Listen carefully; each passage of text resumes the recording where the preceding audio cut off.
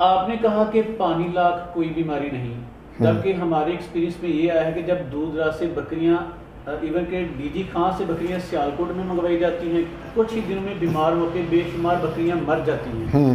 तो पानी लाख तो बड़ी खौफनाक बीमारी मशहूर है, आपने सिरे से इनकार कर दिया कि पानी लाख बीमारी कोई नहीं।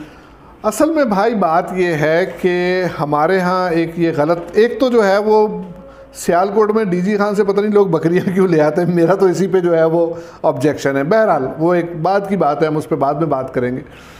नहीं सर, जो पानी लाख है ना, वो मेरी नज़र में कोई बीमारी नहीं है। होता क्या है कि जब जानवर ट्रैवलिंग करता है ना सर, एक लंबे सफ़र से आता है, तो उसको स्ट्रेस में वो चला जाता है, ठीक है ना। जब वो स्ट्रेस में चला जाता है तो फिर उसका इम्यून सिस्टम, क़ुव्वत मुदाफ़ियत, वो कमज़ोर हो जाती है। आप देखेंगे कि हमारे यहाँ आम ज़िंदगी में बच्चे और बूढ़े पहले बीमार होते हैं। उसकी वजह यही होती है कि वो उनका इम्यून सिस्टम कमज़ोर होता है। तो इसी तरीके से जब जानवर का इम्यून सिस्टम कमज़ोर होता है, अब एक तो इस प्रॉब्लम को समझ लीजिए कि उसका इम्यून सिस्टम कमज़ोर था, ठीक है, स्ट्रेस की वजह से, वो स्ट्रेस की वजह से उसका इम्यून सिस्टम कमज़ोर, क़ुव्वत मुदाफ़ियत कमज़ोर हो गई। नहीं तो बकरी ने स्ट्रेस क्यों लिया? बकरी ने सर जो है वो सफ़र की वजह से स्ट्रेस लिया। वो एक माहौल में एक आदी थी, सुबह से शाम वो अपनी एक ज़िंदगी गुजार रही थी, उसको आपने 8 घंटे के लिए एक केबिन में बंद कर दिया, जो कि आपका ट्रक है या जो आपका बजदा है, और उसके अंदर वो मुसलसल जो है वो हिल रही है और बेचारी जो है वो डिस्टर्ब है, तो वो स्ट्रेस है। ख़ास तौर पे अगर आप हामला बकरी को इस तरीके से जो है वो इतनी ट्रैवलिंग करवाए, वो तो आके तीसरे दिन जो है वो बच्चे गिरा देगी, इतनी ज़्यादा जो है वो सफ़र की स्ट्रेस हो जाती है। तो जब जो है वो एक तो हो गई स्ट्रेस, अब एक आम अच्छा खासा सेहतमंद आदमी, आप जो है वो यहाँ सियालकोट में बैठे हुए ना, आप कराची चले जाइए और कराची जाकर आप वहाँ का पानी पीजिए, आपका पेट ख़राब हो जाएगा, ठीक है ना। तो अब एक जानवर जिसका ऑलरेडी स्ट्रेस में है, जो कि ऑलरेडी जिसका इम्यून सिस्टम कमज़ोर है, एक नए इलाके में जाके जब वो उसकी ग़िज़ाई, जो भी उसकी एक रोज़ाना की रूटीन थी खुराक की, वो सब कुछ आपने तब्दील कर दिया, ठीक है, तो भाई वो फिर बीमार ही होगा ना, क्या नहीं होगा क्यों जो है। और जब वो बीमार होगा और उसके ऊपर उसका इम्यून सिस्टम कमज़ोर होगा, तो वो ज़्यादा जो है वो आपको तंग करेगा। लिहाजा जो है वो आप जब जानवर को ट्रैवलिंग करवाएं तो सबसे पहले तो मेक श्योर करें कि आप जानवर वो ख़रीदें जो बाकी बहुत सेहतमंद हो, ठीक है ना। उसके बाद जो है वो उसको लाने के बाद सबसे पहले उसको रिलैक्स करें, वो अपनी जो है वो स्ट्रेस दूर करें, उसको जो है वो चीज़ दें जिसका कि जो है वो जगह की तब्दीली से कोई फ़र्क नहीं पड़ता। मिसाल के तौर पे हरा चारा दीजिए आप उसको, ठीक है ना, वो आप उसको 1 आध दिन 2 दिन दीजिए, उसको जो है वो ईजी माहौल में रखें, आपका जानवर बिल्कुल बीमार नहीं होगा, कुछ नहीं होगा उसको। ठीक, तो जब ये ट्रैवल करने के बाद गोट फार्म पे आते हैं जानवर, तो फार्मर क्या ग़िज़ाई एतबार से तब्दीलियाँ नहीं कर पाते, इनको पता नहीं होता बेचारों को, तो ये गोट्स बीमार हो जाती हैं। ऐसे ही की शिकायत या फीवर वगैरह इनको अक्सर हो जाता है। असल में होता ये है कि जब हमारा फार्मर या एक आम आदमी जब जानवर ख़रीद के लाता है ना, तो उसकी कोशिश ये होती है कि जी अब मैं इसको ले आया हूँ तो ला के इसको अच्छी से अच्छी ग़िज़ा दूँ, ठीक है ना। होता ये है कि जब आप जानवर ख़रीद के लाते हैं तो 2 चीज़ों की एहतियात कीजिए। एक, आपको अपने इलाके का फ़ौरन आप उसको पानी मत पिलाइए। दूसरा, आपने उसको वंडा नहीं देना, जो आपने किसी किस्म का उसको अजनास नहीं देने, ठीक है। ये परहेज़ कितनी देर तक? 2 से 3 दिन। 2 से 3 दिन में उसको वो जानवर आराम से रिलैक्स हो जाता है, नॉर्मल हो जाता है।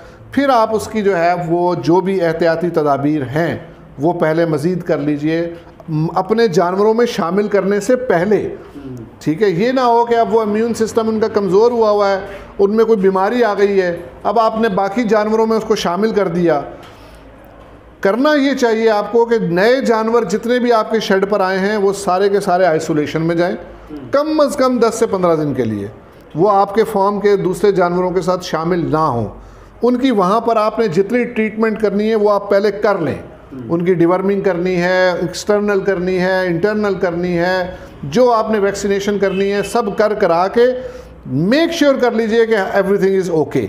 उसके बाद उन जानवरों को अपने हर्ड में शामिल करें आप बाकी जानवरों के साथ। क्या रिकमेंड करते हैं कि पाकिस्तान के मुख्तलिफ इलाकों से बकरियां आगे पीछे शिफ्ट की जाएं या इलाके की ब्रीड का ही इंतखाब किया जाए? सवाल इसे क्या कहेंगे? मैं सर ये कहता हूँ कि एक आम इंसान, अगर एक आदमी फ़र्ज़ करें मरी में रहता है और मरी में रहने वाले आदमी को आप कहें कि बेटा जाओ जाके जो है वो अपनी गर्मियाँ मुल्तान में गुजार के आओ, तो अब आप ही मुझे बता दीजिए कि उसके साथ क्या होगा।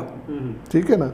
यही हाल जानवरों का है। अल्लाह ताला ने इसीलिए हर इलाके के हिसाब से, वहाँ के मौसम के हिसाब से, वहाँ के पानी के हिसाब से, वहाँ में वहाँ हवा में नमी के तनासुब के हिसाब से वहाँ पर डिफरेंट ब्रीड्स रखी हैं। अल्लाह ताला का एक निज़ाम है।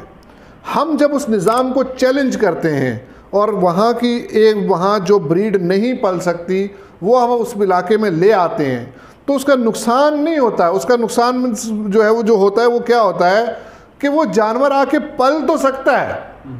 कश्मीर वाले आदमी को मुल्तान में जाके रखोगे तो पल जाएगा, वो मरेगा नहीं।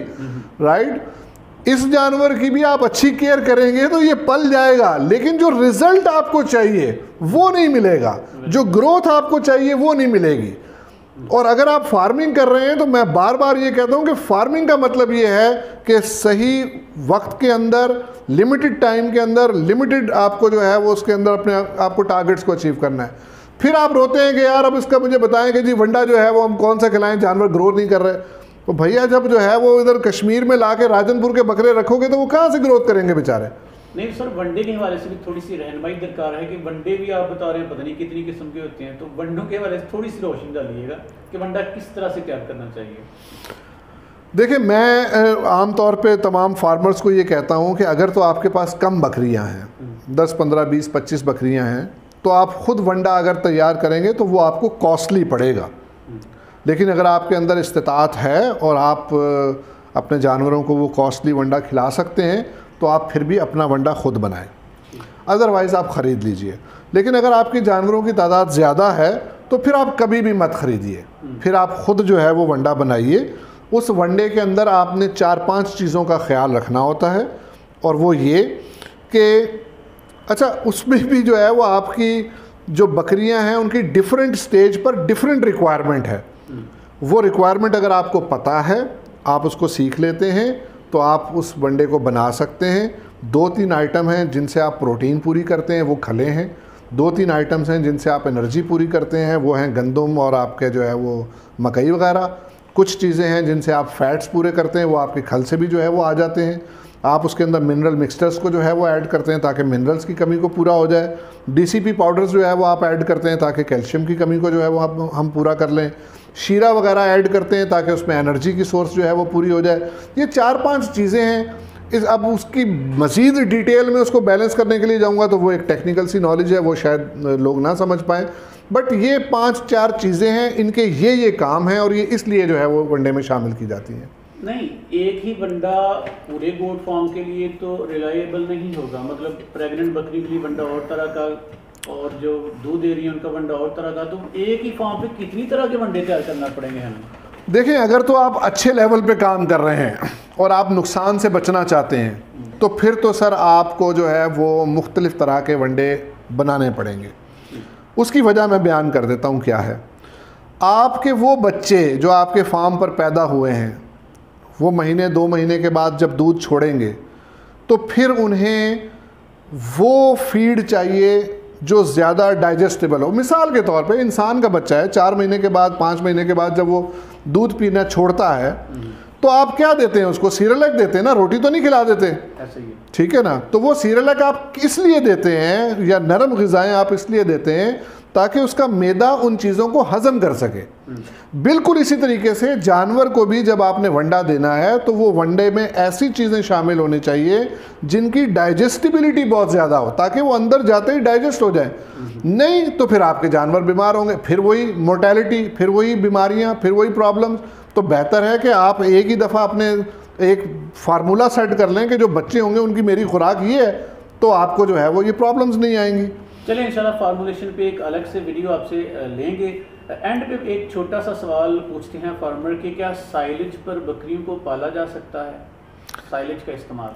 अच्छा जी, अब जो है वो सर बात ये है कि ये सवाल बहुत सारे लोगों ने मुझसे जो है वो पूछा। जानवर को सर जो है वो जानवर के अंदर अल्लाह ताला ने जो एक ख़ासियत रखी है ना, वो ये है कि आप उसको किसी भी चीज़ पे पालना चाहेंगे वो पल जाएगा। हमारे यहाँ डेरों पे लोगों ने कुत्ते रखे हुए हैं और वो जो है वो रोटियों पे पालते हैं, ठीक है ना। आप दुनिया के किसी आदमी को कहें कि जी हमारे यहाँ कुत्ते जो है वो रोटी खाते हैं, वो नहीं मानेगा, ठीक है। तो बकरियों को भी भाई साइलेज पे पाल सकते हैं, ऐसी जो है वो बात नहीं है।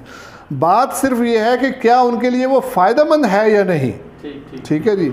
साइलेज जो है सर उसका पीएच लेवल ज़्यादा है। बकरियां जो है वो जब साइलेज खाती हैं तो वो खुराक उनके मैदे में जाके तेज़ाबियत पैदा करती है।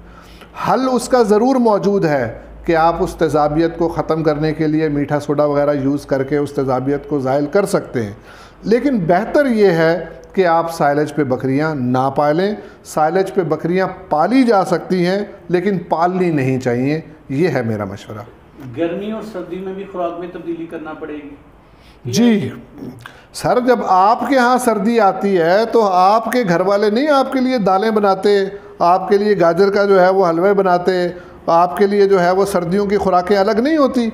आपके यहाँ ड्राई फ्रूट जो है वो ये नहीं आ जाते, जो है वो ड्राई फ्रूट आपके पिस्ते और बादाम और काजू आप सर्दियों में नहीं आ जाते। तो जब आप अपने लिए जो है वो एक चीज़ जो है वो पसंद करते हैं सर्दियों के लिए अलग और गर्मियों के लिए अलग, तो बिल्कुल इसी तरीके से जानवर की भी रिक्वायरमेंट है। सर्दियों में उसको गर्म चीज़ें चाहिए, सर्दियों में अब गर्मियों में उसको ठंडी चीज़ें चाहिए ताकि वो अपनी सेहत को बरकरार रख सके। इंशाल्लाह सर्दी और गर्मी की खुराक पर भी इसके बाद एक डिटेल वीडियो आपसे ली जाएगी। फिलहाल इंतहाई ज़बरदस्त इंफॉर्मेशन दी है, जज़ाकुमुल्लाह खैरा, आपका बहुत बहुत शुक्रिया। बहुत शुक्रिया जी, अस्सलाम वालेकुम। अब